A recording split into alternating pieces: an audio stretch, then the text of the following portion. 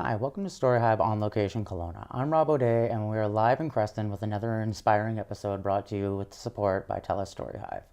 We are back talking with Richard Reeves, the creative mind behind the Creston Valley Film Society, and he is an award-winning animator and filmmaker.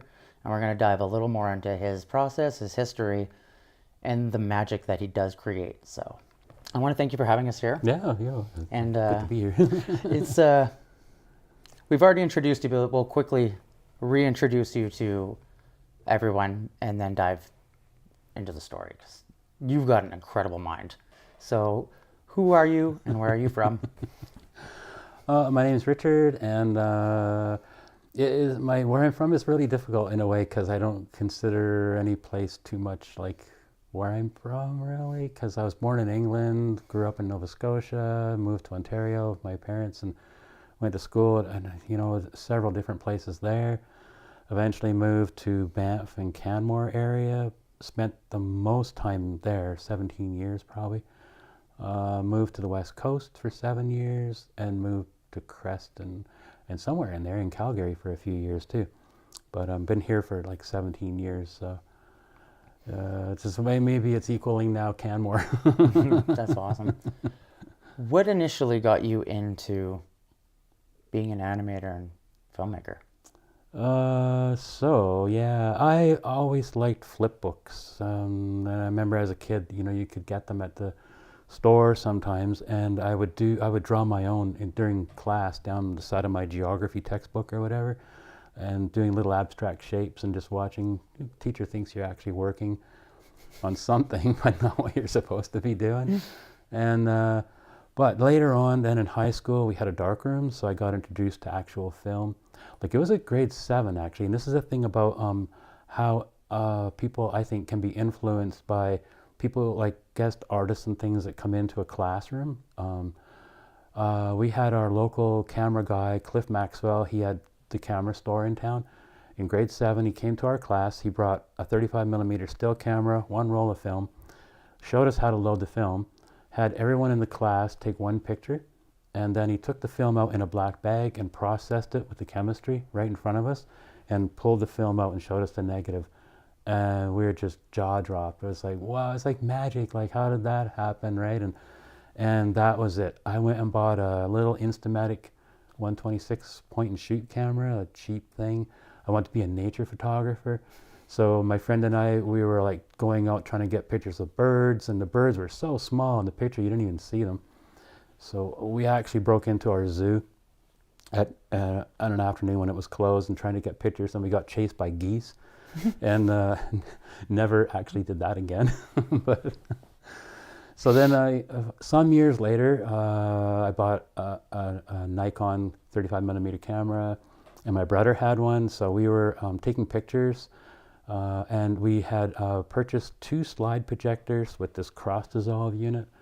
That was sort of the beginning, because what we started doing was putting these still cameras on tripods, going out at night, and doing long exposures with flashlights and electronic flashes and putting colored gels in front of the lenses.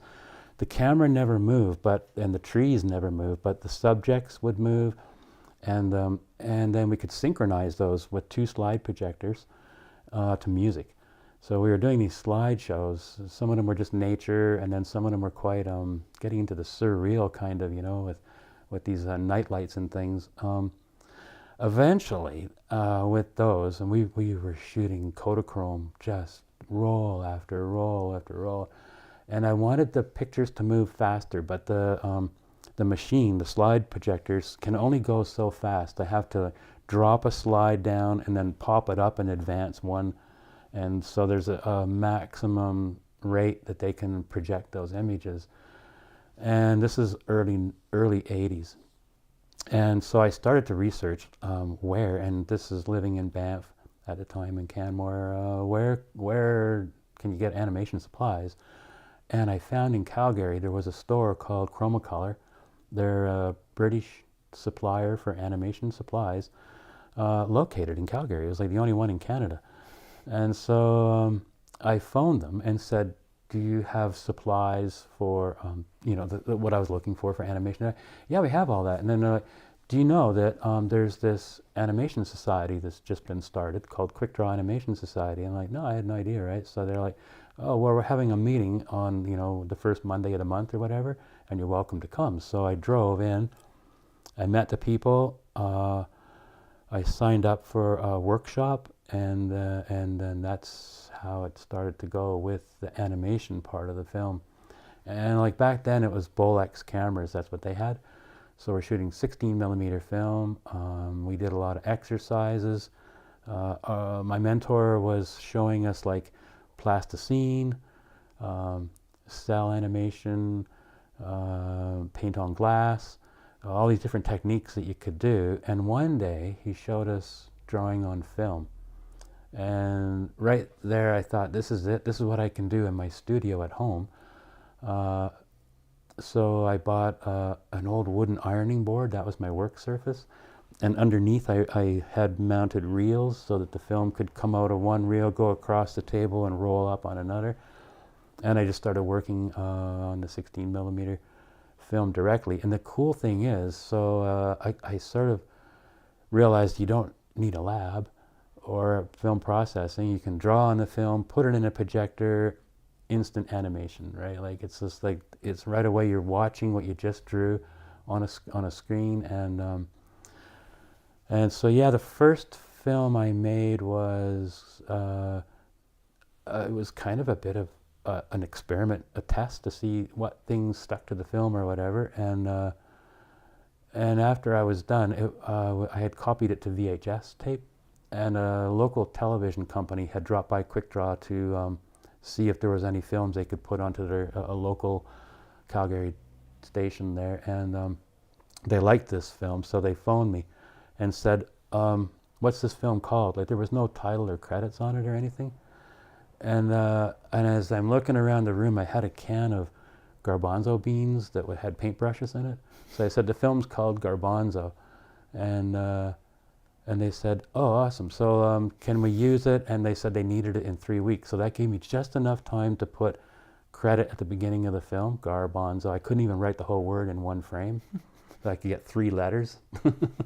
So I did the Garbanzo. And so that part has no sound because the sound had already been done. I used a bongo drum, a guitar with 1 string, and a clarinet. And I was inspired by this crazy radical jazz group with their saxophones and things. So it's a really kind of wild, free improvised jazz soundtrack.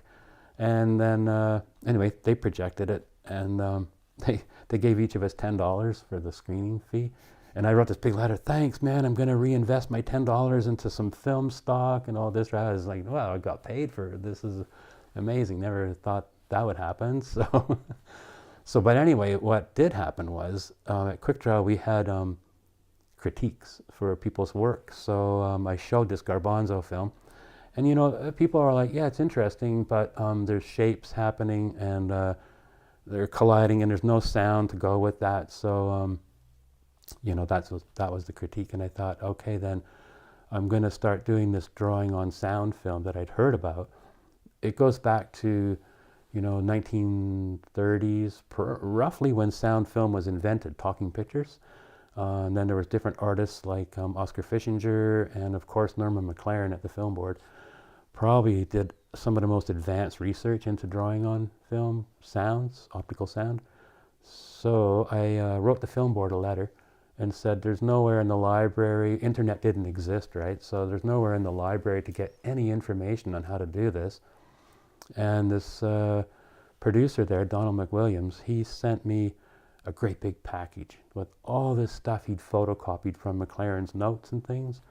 So I was like, gold, right? So this information is, to me, I still actually have it from all those years ago. And that inspired me then to first do what McLaren and Evelyn Lambert were working on, that kind of soundtrack, drawing with ink, scratching into the film emulsion to make sounds.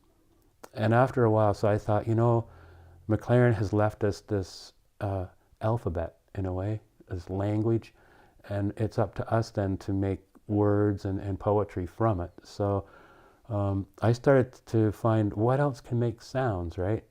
At the time, I was working for parks in Alberta, Kananaskis country. I was their sign technician, and I had access to graphic tapes for silkscreen. So I'm doing all the campground maps and things like that. And I used graphic tapes. They're just black and white that would go into the sign after as a pattern, like a boundary or whatever. And I'm like, these are the same width as the optical sound stripe. So I was sticking them on film and listening to those, and they made these pure tones, like synthesizer sounds and stuff. And I just kept going from there with like researching what else can make sounds, fingerprints and all kinds of stuff can make sound, any repetitive pattern. Yeah, so just kept going making those sounds. To this day, I'm still looking for like new things to make sounds. I love that. That's what fascinates me the most about it is the process, because like I was saying off camera, as I got into working with cameras when it was strictly digital, and to like see the process and to see like physically see you showing the process where you can see the animation and then the sound that comes off of it.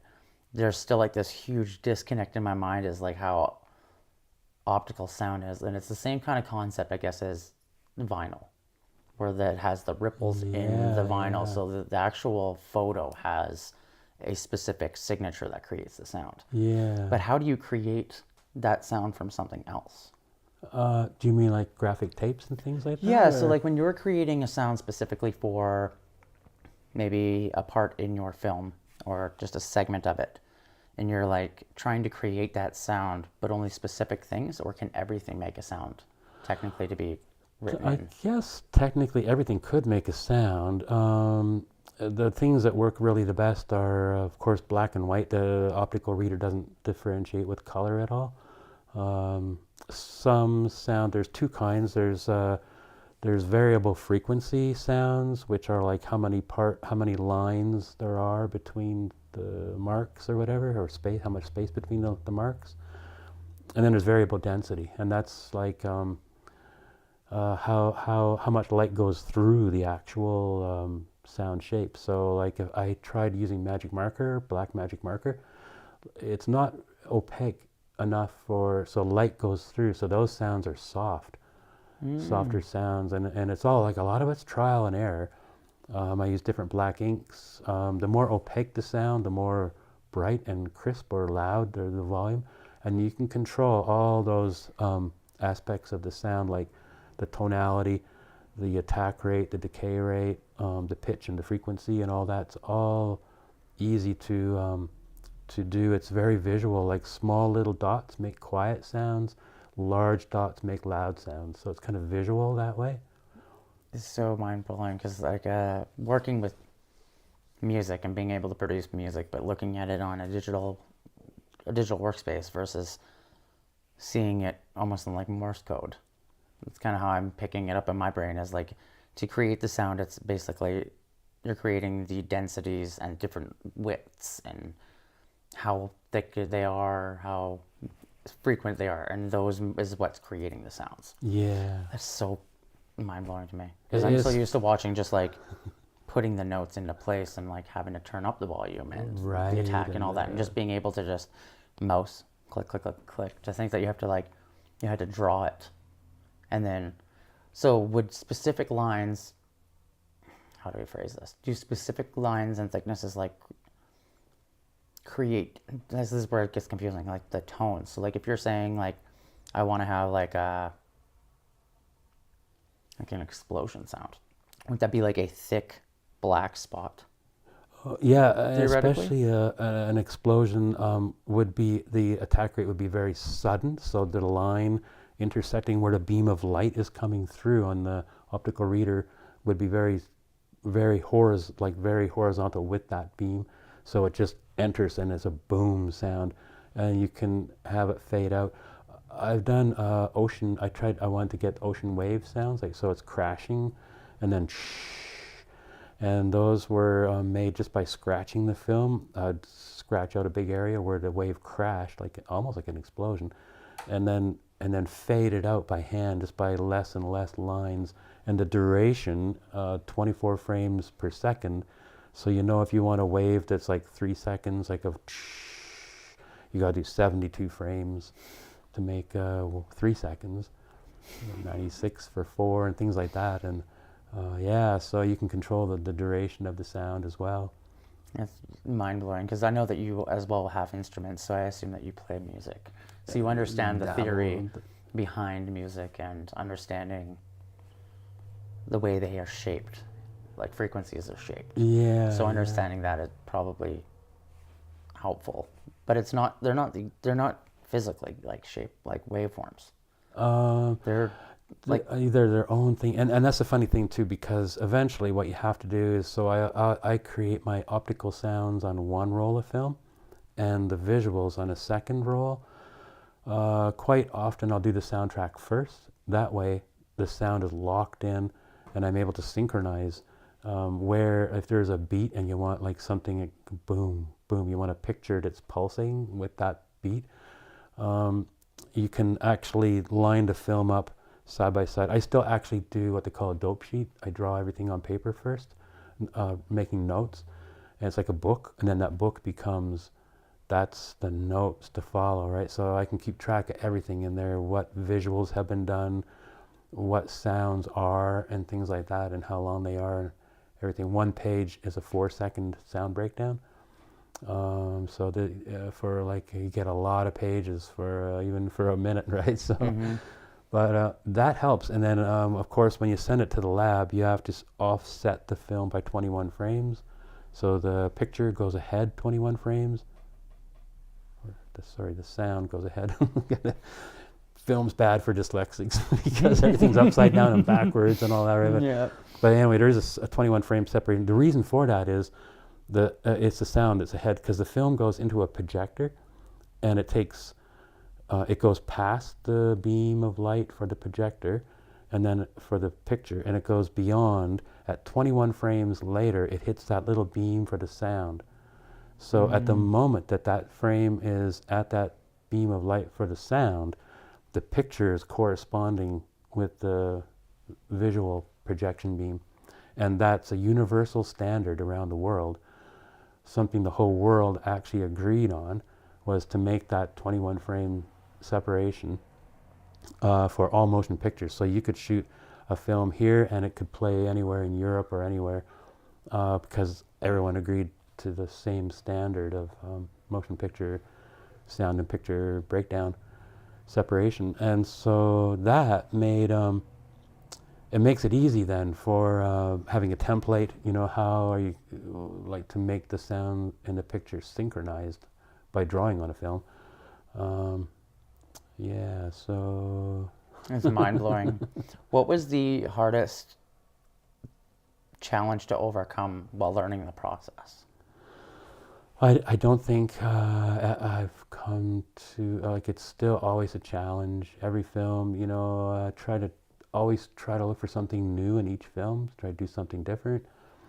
Yeah, the challenge nowadays is just the time it takes to get film processed, because there are only 2 labs in Canada, where before they were everywhere, so it's taking longer to get work back from the lab and stay in the flow of the creative flow that you're in. Like when you send it away, then I got downtime. So yeah, that's more of a challenge. But trying to come up with some original new ideas. For a while, I was teaching a lot of workshops all over the place, and I realized that this is good. I'm showing everyone how to do these films. Now everyone can make films that are like mine, and only their own style, right? But I thought, I got to come up with something that you can't do in a workshop, you know. So it occurred to me, like the time of processing, but to make, I draw on an orange film stock. It's internegative. So it's like when people would shoot with your still camera, and then you'd send it to the film lab to get your roll of film back. You always got the negatives back. So basically I do a handmade negative, and then it has to go to the lab to get printed. And then that print comes back. That print is now the new original. I draw into that print, and the internegatives just go off to the side. What's cool with that technique is you can airbrush onto the orange film. And so say you airbrushed orange, yellow ink, and it goes to the lab. It comes back with airbrush. It's all particles. It represents like grain, like film grain. And those particles are now the opposite color that they were. So if they were orangey yellow, they're now blue cyan colors on a black background. There's no other way you can get that technique without using, because the only other two film stocks are totally clear. So you can spray the paint on that, and then you get a white background, which is really hard to look at because it's so bright on the screen. And then black film, which you can't spray paint onto because it's just already opaque, right? So that was a breakthrough, and I came up with that idea for making visuals that are a little bit inaccessible for, you know, like day-to-day kind of things. So yeah, that, and it also made the colors really bright too, because they are on that black background, so the colors really pop on the screen. Yeah, like the small ones on the reel in your office, like the colors on that are so vibrant. And was it that done the same process? Yeah, exactly. Okay. Yeah. Yeah, that's, to even think that that's like, you're like, I got to create something new. And then you're like, okay, this is how I'm going to do it. To me, it's mind blowing because it's, most people I feel would just be like, hey, how do I not necessarily adapt to like the modern norm, but to push it to a different level that it's like, okay, no one can replicate this because this is how it's being done. And even if they tried now, it's still a really tough process because, like you said, there's only 2 labs. Yeah. So are they willing to put that time and energy into it now? Yeah, and that's at the time because even using that internegative technique, so then you draw the interneg, get a print, the interneg's now off to the side, you're using the new print as the original. When you're done, that goes back to the lab. A new internegative is made so that you can get print copies for the projection from that and synchronize with the sound. So such a crazy process because, like I was saying, coming into with cameras and animation as well, it's all done on a computer. When I was learning to do both of those, it's all done digital. So for me, it really shows the skill sets of a master versus somebody who can just pick it up and try and do it. You know what I mean? Like you were talking about the like being able to see digital animation and how it's digital versus being able to have that natural feel of authentic animation that you're doing, which to me is not just a dying form, but we need more of, because even Disney is starting to go back to hand animated artists because they're tired of the digital look. yeah. So it's not, the skill set isn't being trained into like the new generation, which is kind of sad because like this is knowledge that you're not going to get anywhere else. No, I think technology moves so fast that we don't get time to appreciate the technology that just came out yesterday. You know Exactly. what I mean? And then it's changing again, right? And so it's always fun. Like I actually do a lot of work with digital cameras, and recently I've been working on a drawing tablet, and just to try these different things out, and yeah, it's fun to express ideas that way as well. It seems though, at least for now, when I really feel like doing a serious, what I call serious film, I go back to the cameraless, and not just because it's a comfort zone, just because I feel like I still haven't fully explored enough of that technique to let it go quite yet. So, and I think that kind of shows that how much you enjoy what you do, where you're always going to be learning. It's never like you're going to be able to know everything about that because you're creating new techniques. yeah. And that's kind of like where you're going to find something new, and then it's going to push something else, and then I don't ever see it stopping, kind of a thing. You know what I mean? Like, Yeah. I'm just curious where you could take it. Yeah, me too. I don't know. Because like seeing what you've done in there, and even just like the little pieces, the the amount of work that goes into it, and not to say that it's not appreciated, but like to be such a unique little place to find your work is like mind-blowing to me, because they should have like shows on you and what you're doing. Like watching the process, and like how that is just, to me, is like mind-blowing. The information that even I learned just sitting in there with you for 5 minutes in your office, that was like, wow. And I think that really kind of, for me, is I will hope that people will be inspired to pick up and push different barriers within film. Yeah. And maybe bring back doing like actual film video. Yeah. And having a newer generation. It'd be cool to see like modern cameras companies build something that is a modern version of a old film camera that's accessible and not thousands and thousands of dollars. Yeah, exactly. Yeah, because that's the tough thing, right? Like camera gear is not cheap. No, and that was one of the reasons why I started the drawing on film, because it's very affordable. Even though film has gone up a lot in price, but over the years. But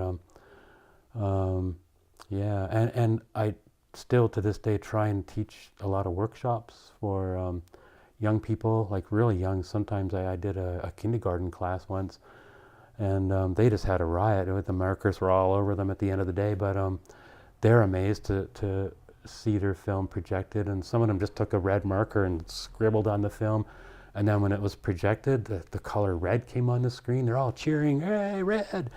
You know, it gets them excited, and yeah, up to, you know, at universities and stuff, I go in and teach workshops to art colleges and things too. It's just wild, and yeah, it's just a fun thing. We had a kids workshop here in Creston, and I've done a workshop with Special Olympics with the Olympians. They're as team building, because they worked on one. I just roll a piece of film out and everyone puts marks on it, and play a piece of jazz music that kind of synchronizes to it after, and they just get excited, and it's a good time to see, you know, like people having fun doing something that is so accessible that they didn't realize before, kind of.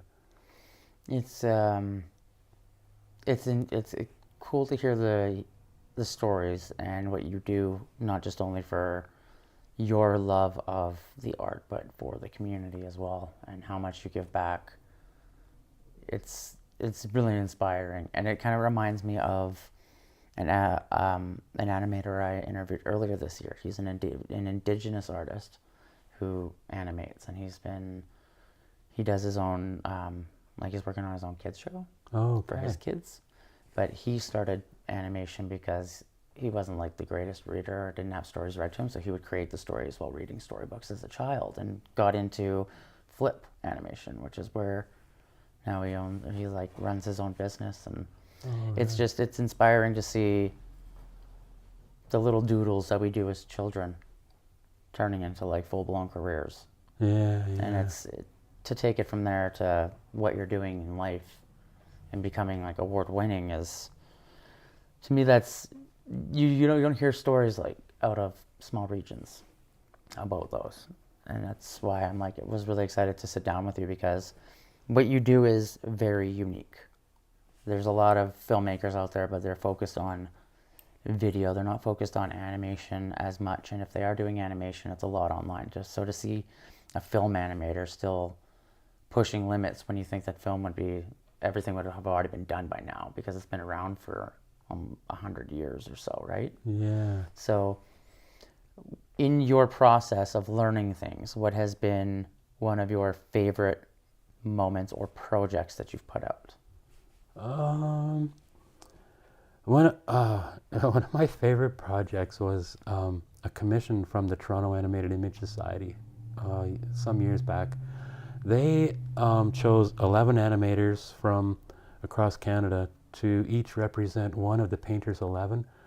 So the Painters 11 were a group based in the Toronto area of 1950s, these really abstract painters. And they were not met very well. Like they showed their work at the Eaton Centre in downtown Toronto, and people broke the windows and said, "This is not art, you know. This is crazy painter stuff." And they were into automatic painting, just like painting on the spur of the moment, and super abstract. So anyway, we were each assigned one of these artists, and I was assigned Walter Yarwood. And so I found out, I had to do a bit of research on his background and found out he was the only of one of the 11 that did sculpture. So I thought, okay, and these are like super radical painters, right? So I thought, okay, how can I incorporate sculpture into a cameraless film? So I made stamps, my own handmade carve. I used a Dremel tool, carved into the erasers to make the rubber stamp.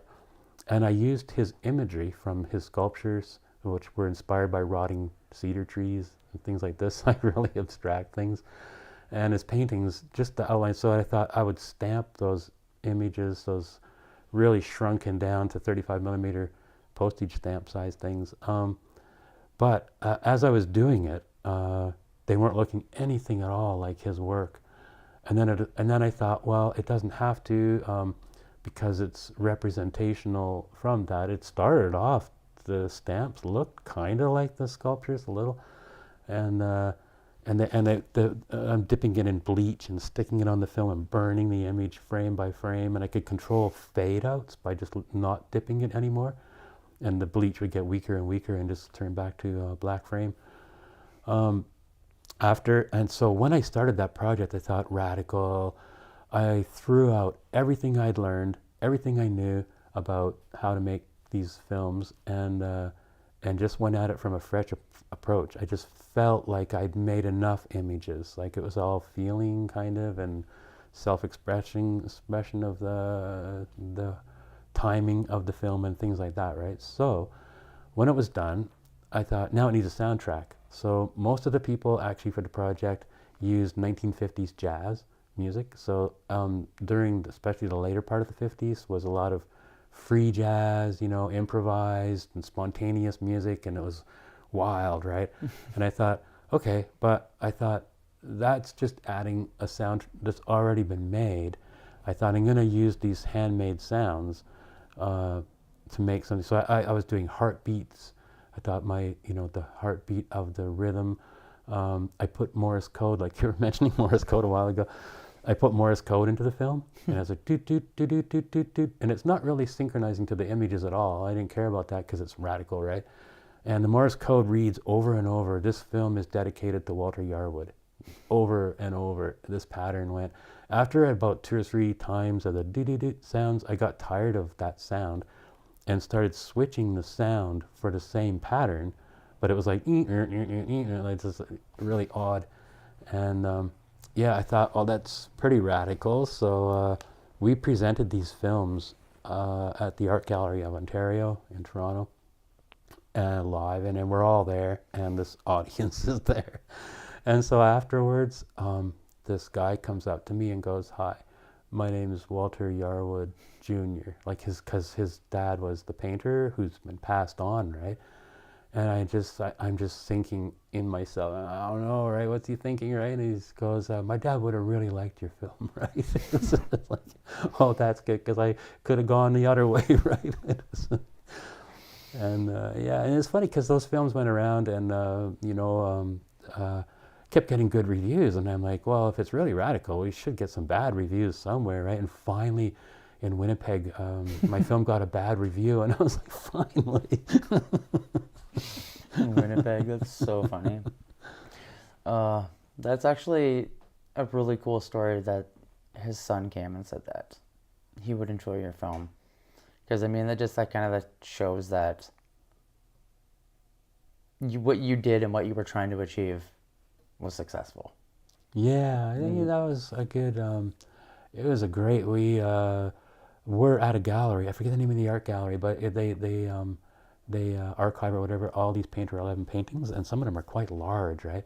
And the gallery set up a monitor, so our films were all playing, all 11 films, each with our own painting of one painting from the artist we were representing. Oh, wow. Yeah, and I got to meet one of the friends of Walter Yarwood, who's like this really, really old man, And he came up and he's looking at the painting I was given, and he goes, you know what that is, right? And I'm like, no, I'm not sure. Right? I was trying to think of these orbs and these beams of light or something going through it. And he goes, it's his breakfast. It's 2 eggs with strips of bacon. Just like that.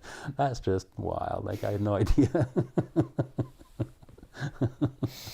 But without an explanation, you're left to, you always think like these deep thoughts, right? Like, what could it really mean, right? There's hidden meaning and stuff, and it was just that. That's so funny. Over your career of creating cameraless films and animation, have you ever tried or thought of diving into other mediums within animating, like stop motion or like claymation and stuff like that? Yeah, I do. I do a lot of time lapsing is one thing I like doing, especially if I'm doing something for somebody else, like a music video or something. Done kind of stop motion techniques, or very recently, actually, I just made a couple new films. They were just done a few weeks ago. I used a thermal imaging camera, and I had actually got the camera. They're used for, if you want to find out where heat's escaping in your house and stuff. They're scientific data tools. While I was, doing the scientific data on my windows and things, I had panned to the floor and I was in bare feet and I saw my feet. And when I moved my foot, there was a ghost image of where my foot was, and it was fading away. I thought, okay, forget the science stuff. I already knew where the heat's leaking from. And I started it was snowing. I was putting bowls of, I put the table, a round table, in the snow, made it really cold. I got bowls of hot water, put that on. I put a tripod and had the thermal thing pointing down, the thermal camera, and made this film. It's a minute long, called Instant Karma, using Tibetan bells and singing bowls and things like that for a soundtrack. And and it's all kind of in a way stop motion, because the over time the heat is changing, it's cooling, or the table's getting warmer, so the colors are changing. And just doing still frame through the whole process. What, like, when you're, like, for me, I love that, because when I'm thinking of music videos, I always try to, like, when I'm filming a music video, I always try to think of something that's different, or a weird shot, or a weird concept that makes you stop and think in the moment. And thermal is one that I've never thought to do. Yeah. I have a thermal camera too, which is funny. You could do some really cool things with that. Oh, definitely, yeah. We can borrow one from the library here. It just attaches to your iPad or whatever. And I'll probably borrow it again when I get some more time. That's so and cool. do some things, yeah. That's mind-blowing. Yeah, another technique is like using that paper that's, I think they call it Buddha board or something. You draw with water on the paper, and then it disappears. Yeah. And if you draw something and then take pictures as it disappears till it's gone, right? And then you can continue with, some images are fading out, new ones are being applied. It's another unusual technique that's fun to play with. See, and that's what I love about getting to sit down and, like, pick your brain, because animation, I feel, is a whole different ball game than just, like, working with cameras or being a photographer. Because animation there's so many different steps, but you have to know all of the other techniques from those other formats. So you, like, understanding audio, understanding photography's basics, plus how to run a camera. You have to do it all, but it's still being so, like, authentically analog is so cool to me. I love it, because, like, musicians, we love that analog sound. You know what I mean? Like, a digital sound doesn't make it up. So Like it's tube amps and things. Yeah, so it's still, like, to me, it's like you're keeping that authenticity of the roots, but taking it to a new level today. Because even now, the way you're working with the old mediums, but being able to put them into a computer, so that you can make your process of applying and delivering projects a lot easier. Has the process throughout time, and we kind of talked about it earlier with the technology constantly evolving, is there a point where you think you would ever try and go digital with it? Well, I sort of am, I suppose, by using this drawing tablet. It's totally digital. It's an electronic pen. Yeah, and I've spent hours learning it and experimenting with it. It is fun. I've tried tablets when they first came out, those Wacom ones, and then your tablet's here and your computer screen is here, so you're drawing here on the screen, but So you're weird. looking at the screen, so It's a it's weird a feeling. disconnect kind of. So now with these modern drawing tablets, you're actually drawing right on the image. Um, yeah, it's pretty interesting how. So I've been downloading brushes and things to get. I like to try and get an organic look to it, so it doesn't look so plastic or digital, and um, create something that looks a bit organic with the digital medium. I have only just done little tests and things and like very short 10-second kind of clips of experiments and things like rotoscoping and animating a countdown leader, just like little exercises to get some idea what this thing can do. But Yeah, it's pretty astonishing what you can do with basic animation, and then you touch like programs like Blender, and yeah, that's where it's like I tried to learn Blender myself with no animation prior, besides like claymation and stuff in school. But when you accomplish building something in there, you're like, yes, I did it. yeah, Even if it's yeah, 5 seconds long, because it's yeah, not easy, and that's a whole other skill set to learn on top of it. yeah. I'm curious if there's a way to mix the digital with the actual film. I kind of tried. I've actually like because my films are digitized in the end. I loaded them into the drawing program, and I just don't know what I'm doing. I'm not sure. Like you have effects like warp and twist, and you can color channel and all those, and none of it really excites me that Mm-hmm. much. For the sound, I think there's more opportunity for digital, but for the image, I'm just not sure. For the paint on film, anyway, right? So. Yeah, I don't know. I actually haven't found something that I still just do all my images for all the films are still pure in that sense of, but I'm not a purist in the sense that I do use a computer for composition with the sound. So I was a purist, but not anymore. And that's why I think I enjoy is that you adapt to the things that you want, but that authenticity, that like authentic feel of what you do visually is always going to remain. Yeah, I mean, I And try to keep the audio, especially even though it's digitized, to a limit of, for a long time, 3 soundtracks, which a Steam Deck can do. You can run the film forward and backwards, that a Steam Deck can do that. And even Norman McLaren back in the day added a little bit of echo or reverb to his soundtracks because before they had much else I mean, that was probably just through a tube amp or something. Just to open the sound up a little bit, it really helps. You can go stereo. All these sounds are mono, and but you can actually put 2 tracks of mono, the same sound, and then open it, pan left and right. So you're doing those little kind of after things. A lot of the sound effects, I try some of them and things and just go, well, I don't know. I do like to keep the integrity of the original sound. So when I say to somebody, oh, this is the sound of a tree rings or something, that it actually still sounds like if they were to go and get tree rings and run it through an optical reader, it would sound like the way, yes, that's what I heard, but not take it apart too much, really. I don't know. Or yeah, remix them that way. Although I've had artists take my soundtracks and remix them, and then they're totally not sounding like the original. Like I wouldn't have recognized it if I didn't know myself, right? So it's interesting when other people take your work and then do a remix version of it and then send it back, right? And it's like, whoa, I never thought of that. But and I love that you mentioned when we were in there and about collecting your own sounds now too, like the tree rings. And I would love to say, we were speaking about the guy online who connects those things to like mushrooms and plants and right, gets the tones. I wonder if there's a way to do that and like make like nature films, like you were saying, because you originally loved doing nature photography. That's what you wanted to do as a photographer, and then to be able to like use nature as your audio and inspiration to create the audio would be such a cool mix of the mediums. yeah, a little bit. I have been able to do like the tree rings, for example.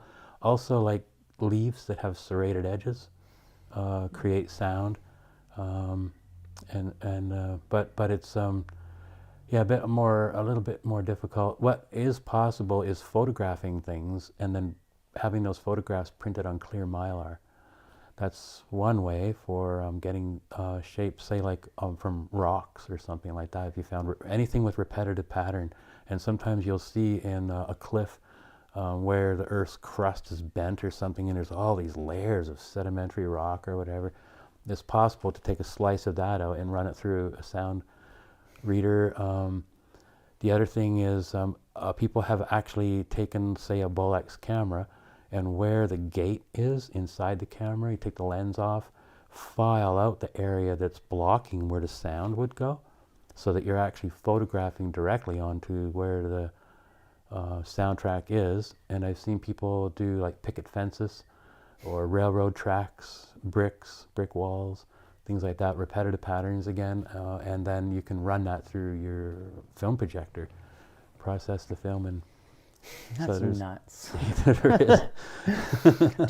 Do you see the world differently because patterns create sounds, and in your mind you'll see a pattern while walking around and you're like, I want to know what that sound is? Yeah, sometimes, even waves and things, and yeah, it's a curious thing, to see some, especially those repetitive patterns and things, yeah. Because like me, I can, with music, just sit and visually see it, in the sense that like those patterns or like the ripples and those things are what creates the audio, or what can create audio, for me is mind-blowing, because now I'm like, I'll be thinking of that for the rest of my life now. Right. I'll never use it, but for me it's like that concept that is possible. Yeah. Is absolutely mind-blowing, because I did not know that that's how audio was put onto film back in the day. Yeah. Like I wasn't aware that that's how it was processed and put in for like black and white films and stuff like that. Yeah. Well, it's amazing that the optical sound, being invented roughly the 1930s, it got really popular, and cinemas started coming with talking pictures, and I love that term, talking picture. How experimental animators, there was some Russians and Germans and Canadians who were in the United States too, in California, the West Coast, they gravitated towards the possibility, and Norman McLaren had actually said that if a sound can be recorded and put onto film that creates a shape, then you could put a shape on the film that can be played back as a sound. And so I think that's a very simple basis of how a lot of this works. So you have people like Oscar Fischinger creating sound scrolls. They were huge, and they would photograph those onto a movie camera and then play back those. And the sound scrolls are beautiful, abstract, repetitive patterns again. I think Barry Spinello, an American animator, a filmmaker, was sticking graphic tapes on films, and so you would see the tape and hear the sound at the same time. Those kind of experiments. And McLaren made the notes of a piano, all the notes, so he could, and like it was C and C sharp and B flat and all those notes, and a card system that he could then photograph and create actual music, or take written music and replay it, by transcribing the notes to the cards that he would photograph for a duration of that whole note or that quarter note or whatever they are. That's insane. It really kind of is. Yeah, I like to think that that's the process of that, how we take it for such granted now. Yeah. Film, like we just watch a movie and we're like, no like appreciation for it anymore. And then you think about like where it came from and how much has evolved, and just see people who are still creating magic with film, and that film is still accessible. Yeah. It's getting harder and a little more expensive, like you said, but it's... I think just the 35 millimeter, do you know, it's the weirdest thing, but there's this resurgence of Super 8 and 16, but especially, like around here, we don't have the access. I have a couple 16 millimeter cameras, but I got about a dozen Super 8 cameras. And so I do workshops with people for the Super 8. And a lot of those Super 8 cameras are actually more technically advanced than a Bolex because they have automatic light meter readers. They have zoom lenses already attached to it, and there's a bunch of things. They might have an intervalometer built into it, so you can put your camera on autopilot and just go drink coffee somewhere while your camera's doing a time lapse. But there is this resurgence, and I find more in the bigger cities like Toronto and Calgary and Vancouver and things where people more have access to the equipment, for one, and then these film co-ops like that are all across the country. Those co-ops collect all the old film equipment, and when there was the transition for the commercial world to switch to digital, it was overnight almost. I remember being at Quick Draw, and these people would show up with boxes of film equipment. We don't need this, so we're going to take it to the landfill. Do you want it? And we're like, of course we do. And so those places are the ones that are holding and maintaining the equipment for others to use. And it's so cool that there is this resurgence. So Kodak still makes Super 8 film, and they will for a while because they've just come out with a new Super 8 camera. And it's part digital and part film, and yeah, so it's pretty cool how it's still being maintained. The price of film, though, yeah, like, you know, we used to get rolls of Super 8 for, you know, $12-15 a roll, and so you'd get a whole bunch of them and just shoot crazy things, you know, and now that it's like $50 or $60 a roll, so you kind of got to sort of think a little bit what you're going to do maybe before you actually go out and just sort of shoot things like crazy. But That's I follow a lot of photographers on Instagram, and there's a handful of them that are still film photographers, and they're strictly like street film photographers, and it's like they have to sit there and really choose those shots before they hit that button. yeah, And it's and so it's like when they're speaking something you want to hear.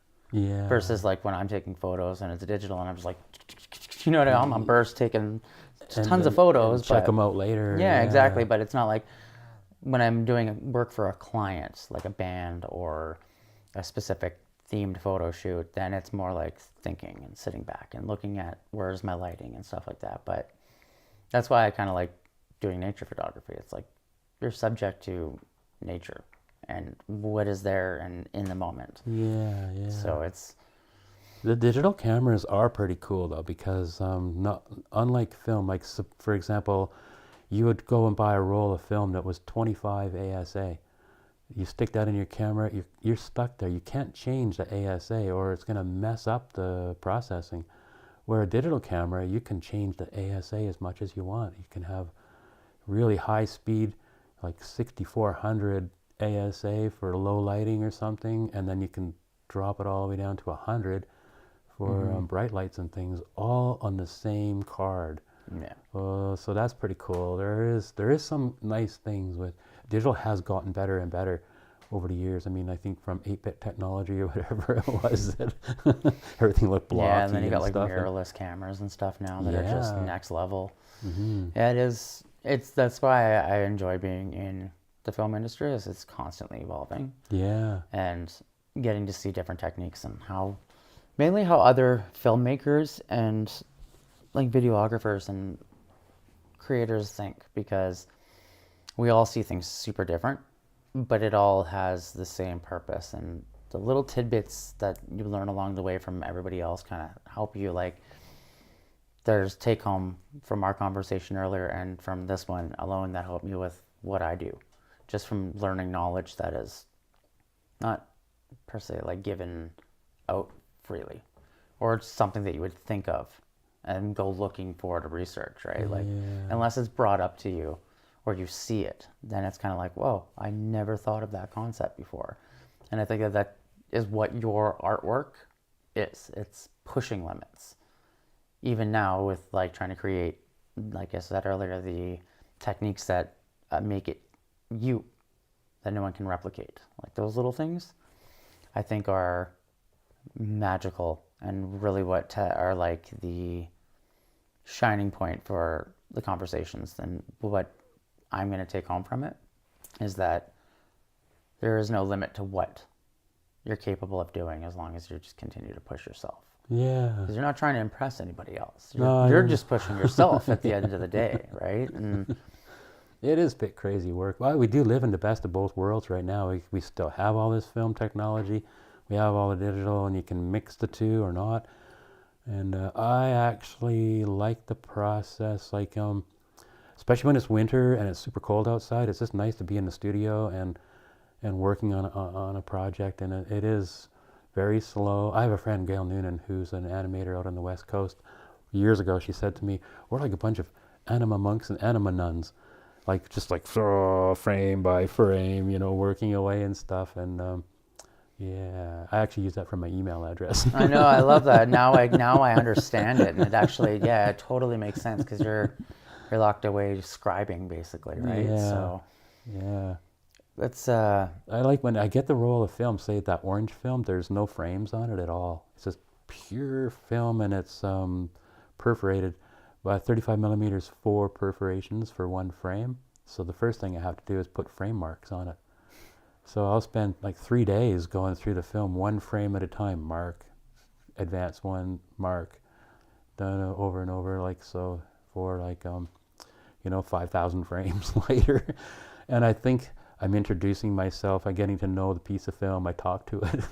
yeah. And I think it speaks back sometimes. But yeah, it is kind of like this Zen state or zone you go into.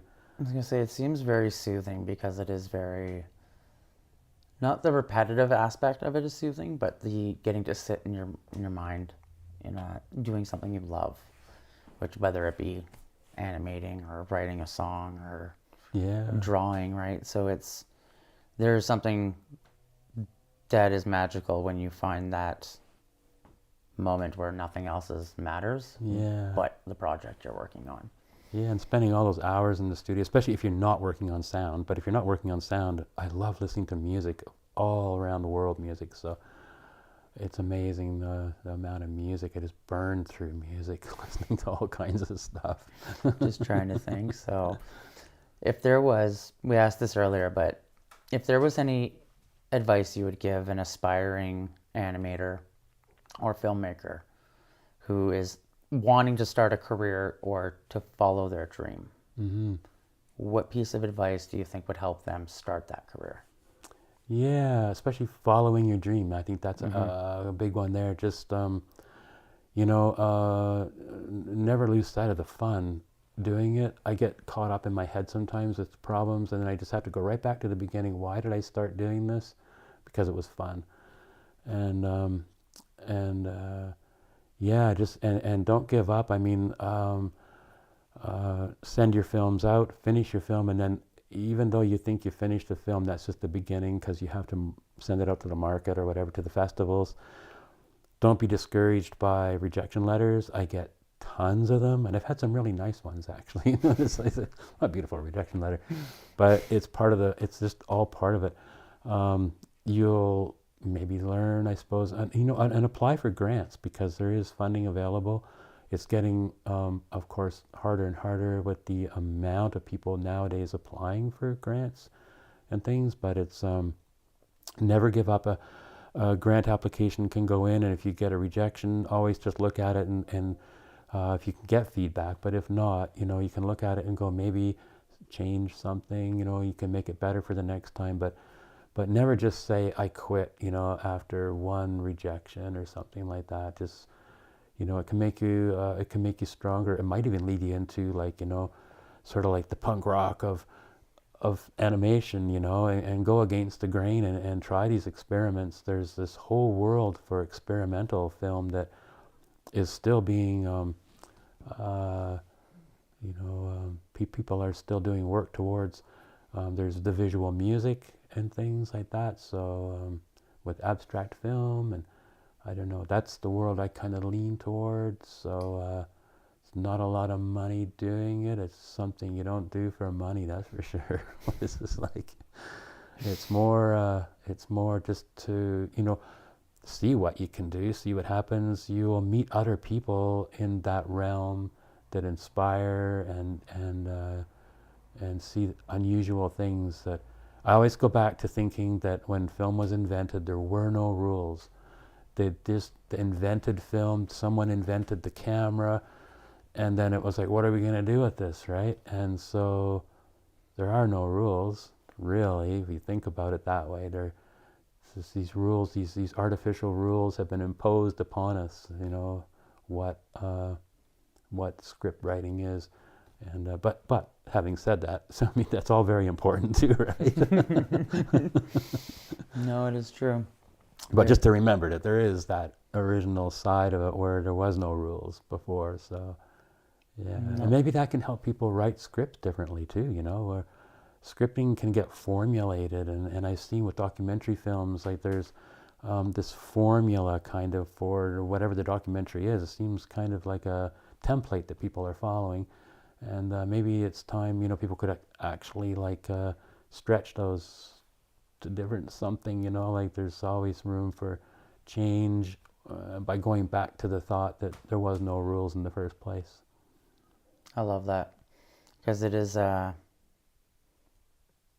film isn't meant to be stuck in a box. Yeah. And that's why I think I don't enjoy watching scripted movies anymore from the big industry.